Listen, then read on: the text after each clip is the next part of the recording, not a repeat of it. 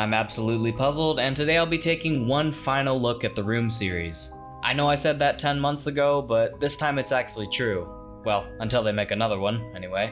The long break between videos was due to the fact that the Room VR, a dark matter, as the title suggests, is a virtual reality exclusive, meaning most average Room enjoyers, such as myself, don't own the equipment necessary to run the game. Fortunately, a good friend of mine was kind enough to let me play the game and record the footage on his machine. The Room VR, A Dark Matter is the 5th entry in Fireproof Games' line of horror-themed Escape the Room titles. While A Dark Matter was the Room series' VR debut, it was the second VR title developed by Fireproof Games. The first was 2016's retro-futuristic jetpack simulation game Omega Agent, an unusually colorful departure from the dark, Lovecraftian horror of the Room. Ever since the beginning of the franchise, the gameplay seemed tailor-made for virtual reality with its realistic physics and the tactile nature of its puzzles designed for touch controls. The slow pace and linear chapter-based progression ensured the game could run smoothly, even on modest hardware.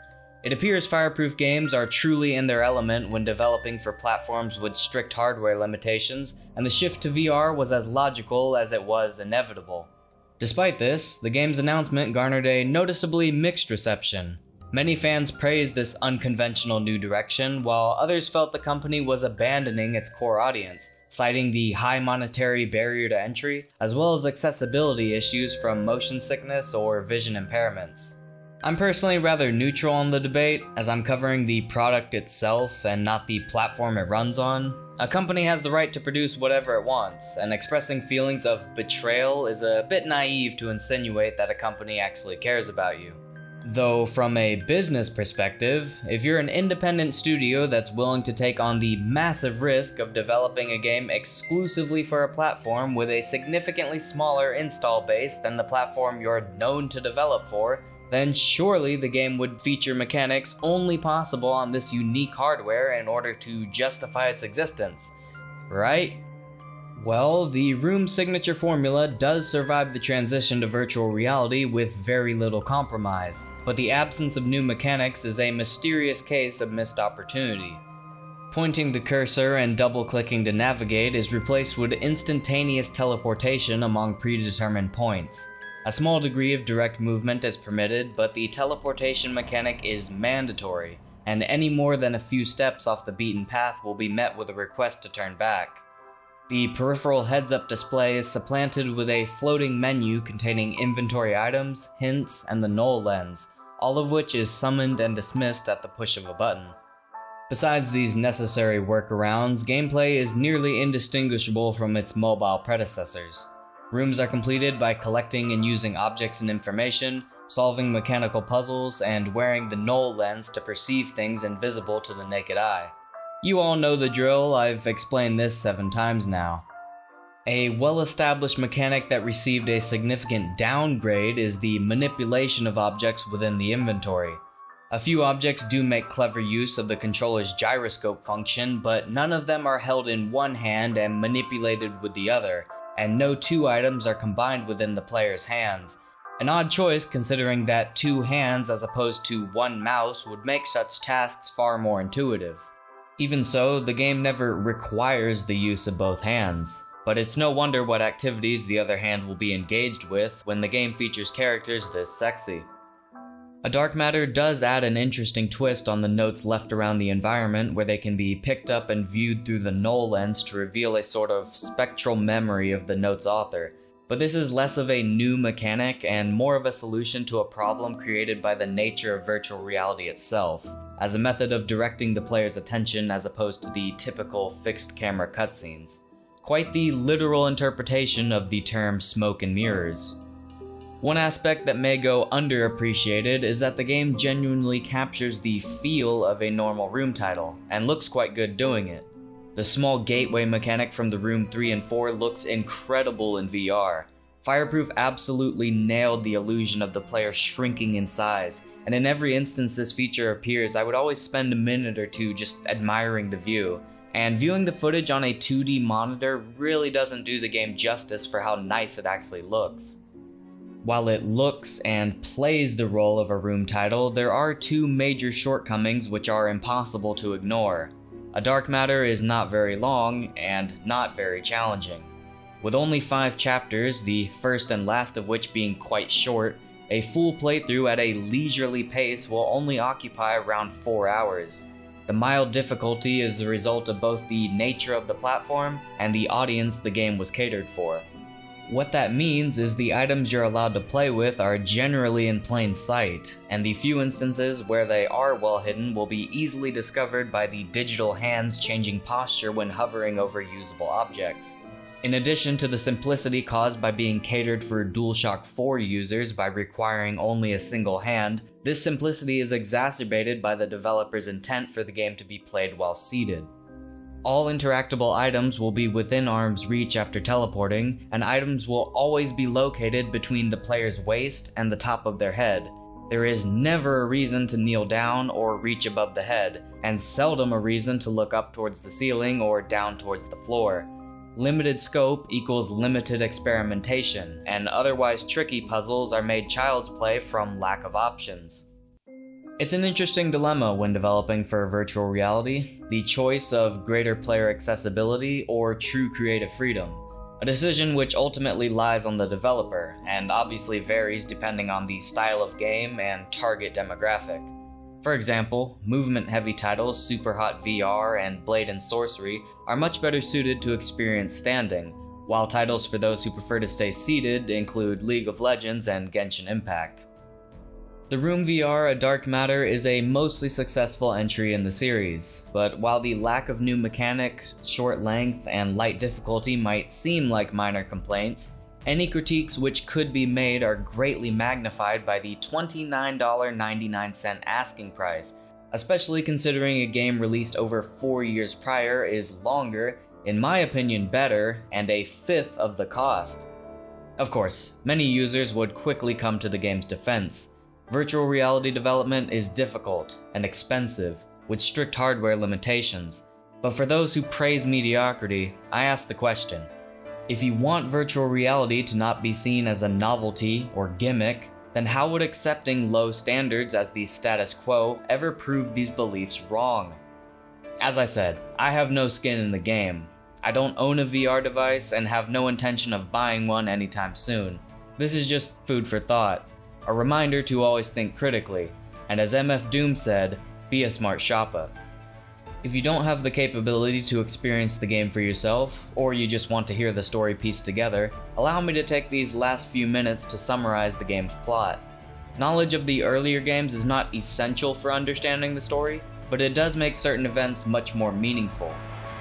London, England, October 1908, within Division E of the Bloomsbury Police Station. A detective is assigned to an unusual missing persons case. Dr. Rupert Montgomery was researching ancient Egyptian relics at the British Institute of Archaeology at the time of his disappearance.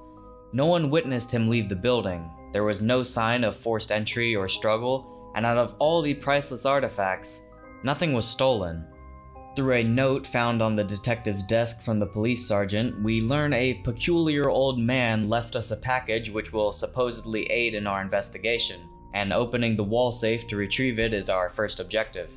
It's becoming serious tradition that the characters we know the least about are often those the player portrays, and the detective is by far the least explored protagonist. The only detail we can reasonably ascertain is that the detective is a man, as the United Kingdom in 1908 had yet to install the Women's Rights Update. We attempt to open the safe, but when a fleshy black substance nullifies our key's effectiveness, the situation calls for an unlawful solution. The safe's interior has been fully engulfed by this inky tar, and in the center is nestled an ornate pyramidal artifact with strange glowing symbols.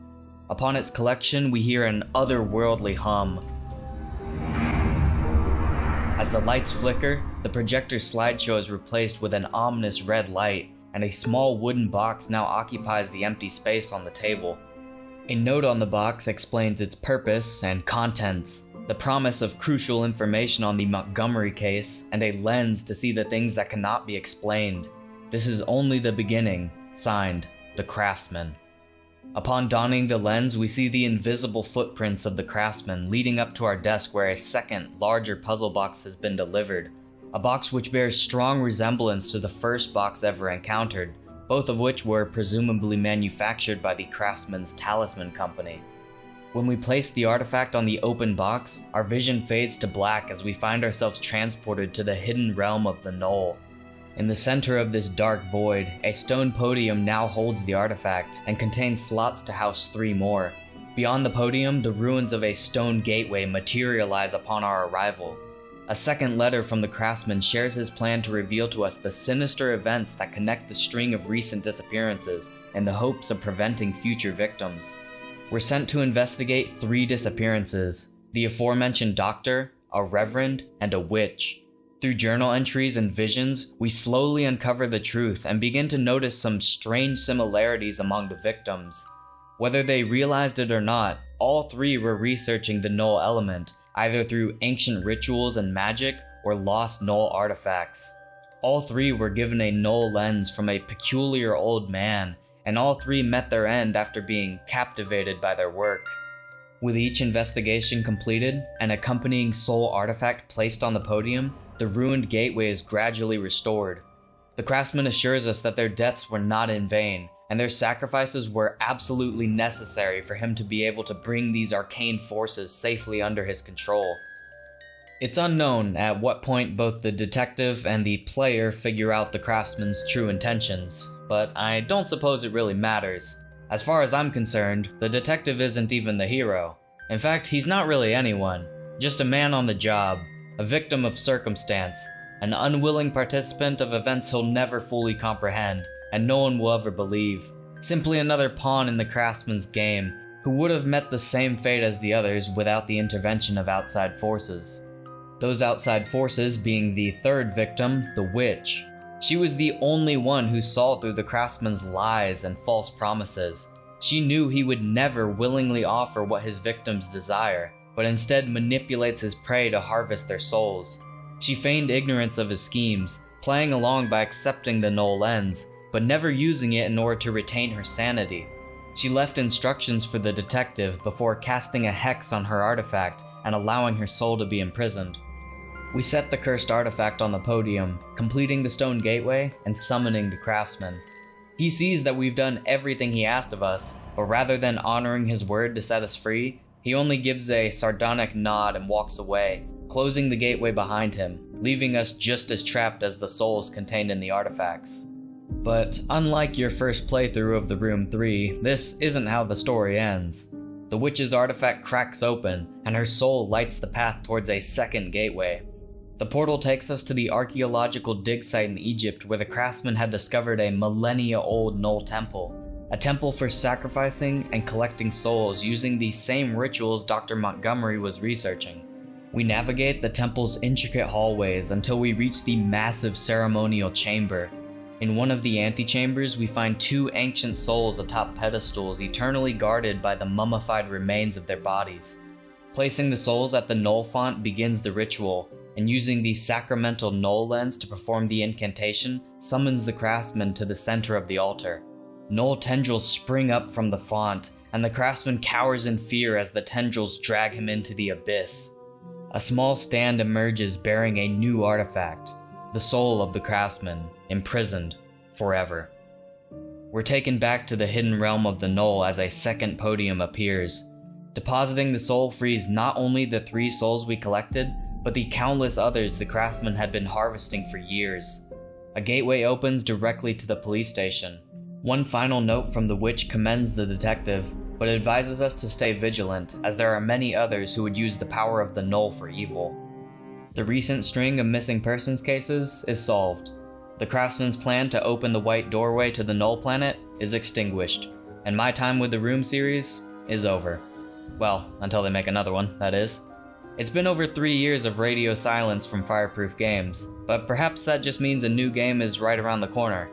I would prefer they take a stab at developing a game for PC and traditional consoles, but whatever they end up doing, I just hope it takes full advantage of the hardware it's developed for, is sold at a fair price, and any exclusivity is justified.